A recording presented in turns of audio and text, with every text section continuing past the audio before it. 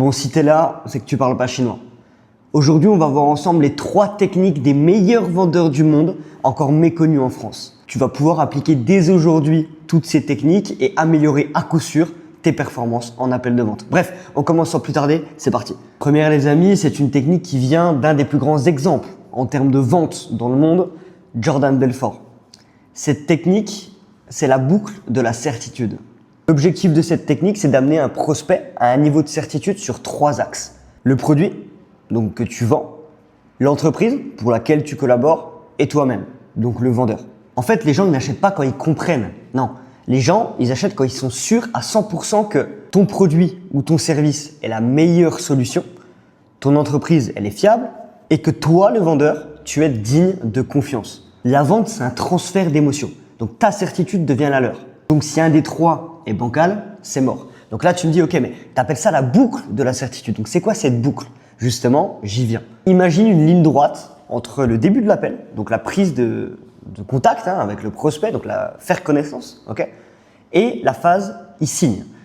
Donc là, tu as une ligne droite comme ça qui se crée imaginaire, ok, et à chaque fois que le prospect dérive, donc il dit des questions inutiles, il part un peu dans tous les sens, il dit un peu des choses qui n'ont rien à voir, cette ligne droite, en fait, elle fluctue. Donc ça fait comme ça. Et toi, ton job, justement, c'est de le ramener sur cette ligne-là et que l'appel se passe comme ça. Pour créer de la certitude, il faut vraiment cadrer l'appel.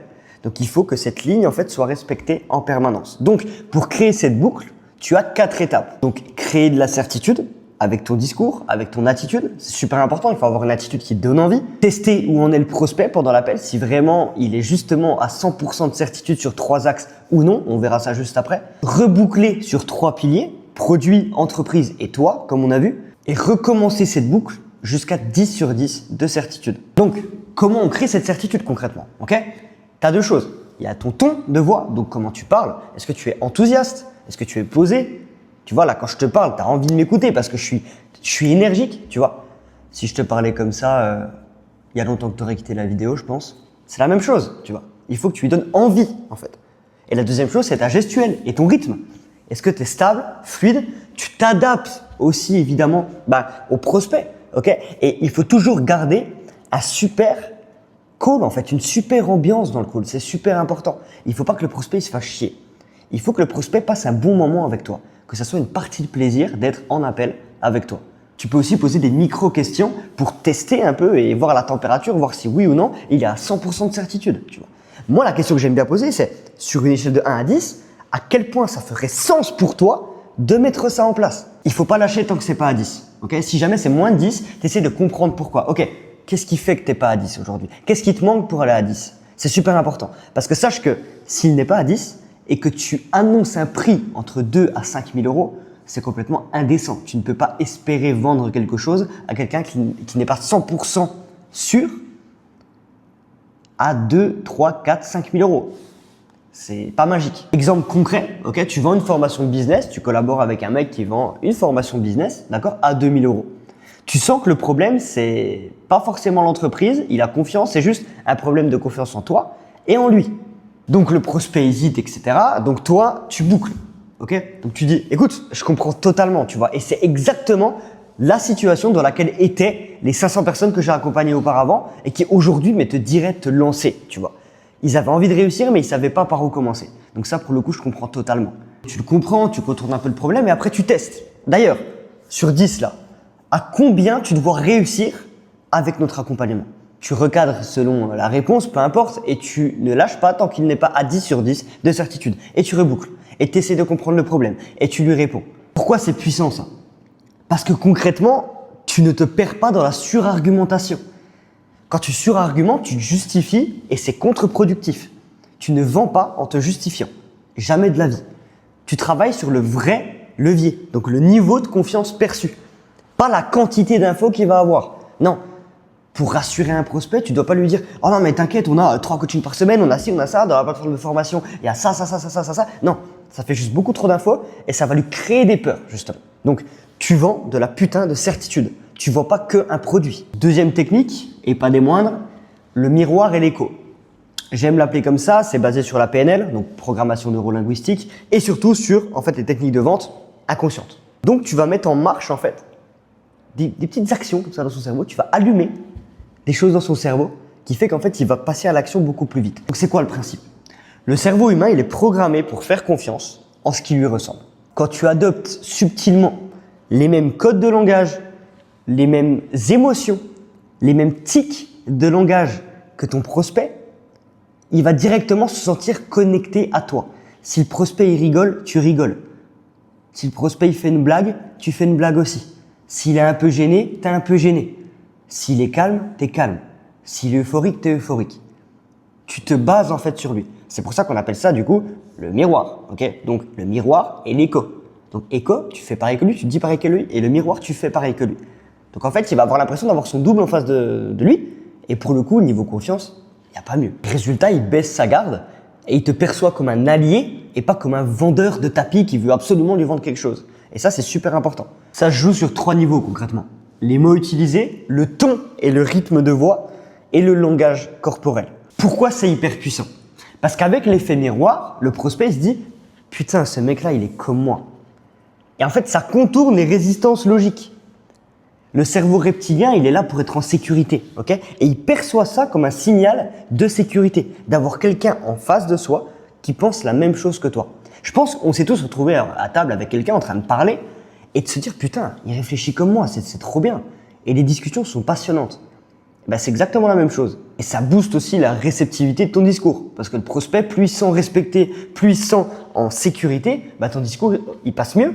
Et justement, tu es plus écouté. Donc ça, pour le coup, c'est pas négligeable, clairement. Attention, juste petite subtilité, le piège à éviter, c'est qu'il faut pas tomber dans le perroquet un peu con, tu vois. L'objectif, c'est pas de répéter bêtement tout ce qu'il dit. Non, le but, c'est d'écouter attentivement, de trouver les bons mots-clés et les bonnes phrases aussi pour le rassurer par la suite, évidemment. En fait, c'est simple.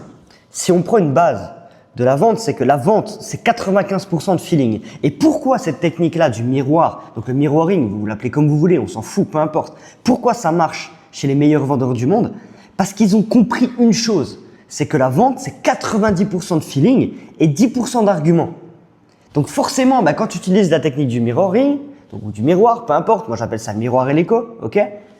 En fait, la personne, elle se dit, putain, mais il est comme moi, donc forcément, le feeling, il s'installe. Donc quand il y a un feeling, il y a quoi? Il y a de la confiance. Quand il y a de la confiance, il y a un achat derrière. C'est aussi simple que ça. Troisième et dernière technique, c'est la gestion proactive des objections. Le principe, c'est quoi? Bon, je pense que vous l'avez compris dans le nom, mais aujourd'hui, les closers attendent de recevoir une objection dans la gueule avant de la traiter. Les meilleurs vendeurs du monde, le top 1% des vendeurs, eux, ils anticipent ces objections. Et c'est une énorme différence. Pourquoi ça marche concrètement? Parce qu'une objection, en fait, c'est quoi? C'est souvent un signal de peur ou d'incertitude ou de manque de confiance. Ok, bon, si on arrive sur cette base-là, déjà, on est ok. Si tu arrives à lever cette peur avant même qu'elle soit formulée, tu renforces la confiance en fait et tu facilites le oui final. Donc moi, j'ai quand même une technique pour toi parce qu'il faut que tu apprennes dans ton discours et que tu adaptes ton script de vente en fonction des objections de ton audience. Donc, si tu as par exemple une formation en make money, donc par exemple comme moi, je vous apprends à vivre du closing, d'accord? Moi, les objections que j'ai des fois, c'est quoi? Ok, j'ai pas le temps, je sais pas vendre, c'est trop cher, voilà. Et moi, dans mon discours de vente, je vais adapter du coup ces objections parce que j'ai pris plus de 1000 appels de vente dans ma vie et même plus de 3000. Et je sais que ces 3 objections-là, elles reviennent 95% du temps.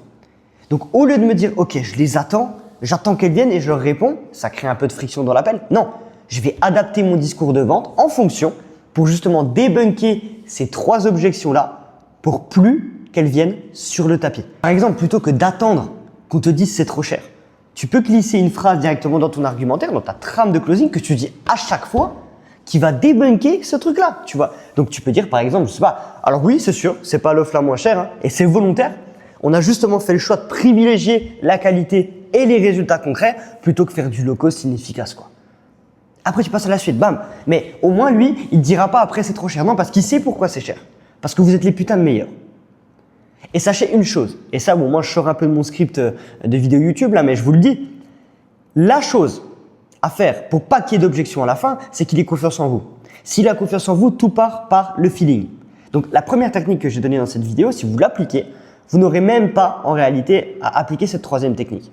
Mais c'est quand même bien que vous traitiez les 3 objections principales de votre offre de votre avatar client plutôt, et que vous sachiez y répondre par cœur. C'est hyper important. Pareil pour le temps. Tu vois, mon audience, ils me disent, bah écoute, j'ai pas le temps, j'ai 1 heure par jour, 2 heures par jour, nanana, j'ai ci, j'ai ça, j'ai des enfants, j'ai les boîtes le week-end. Les gens ont le temps. Évidemment que les gens ont le temps. J'ai commencé le closing, je faisais 70 heures par semaine.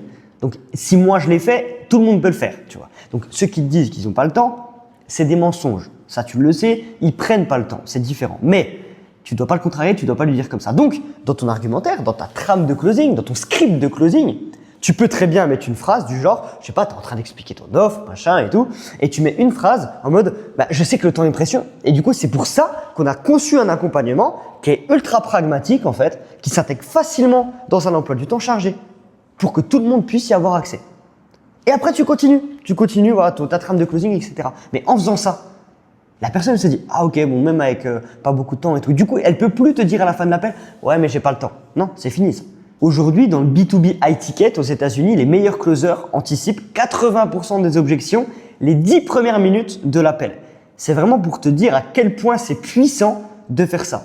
Parce que dans le cerveau humain, il va entendre toutes des phrases qui vont débunker ses peurs au fur et à mesure. Et en fait, il va arriver, ok, est-ce que tu as d'autres questions avant qu'on passe peut-être au prix de cet accompagnement? Bah non, en fait, non, j'ai pas d'autres questions, j'ai rien parce que tu as répondu à tout en amont. Ça te fait gagner du temps, ça ne crée pas de peur au prospect. Ça ne crée pas de friction, ça crée de la confiance. T'as tout gagné. Bref, la boucle de la certitude, le miroir et l'écho et la gestion proactive des objections.